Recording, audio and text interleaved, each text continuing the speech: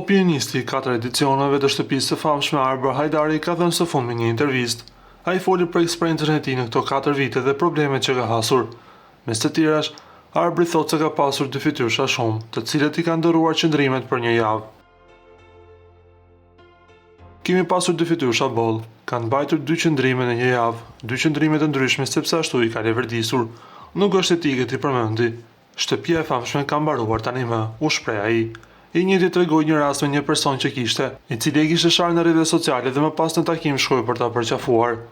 E kam rastin me një person që më shau në rrjetet sociale në 1-2 vende dhe më pas kur u takova, më udh në krah, më përqafoi dhe i them si ke qenë mirë, kam qenë me nerva, nuk kam pasur gjë me ty, më thot.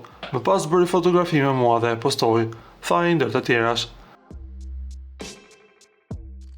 Nga ana tjetër, na duhet të themi se mendimet e Arbrit dhe opinionet e tij të drejtpërdrejta kanë bërë që shumë fanca t'i ketë pas vetes.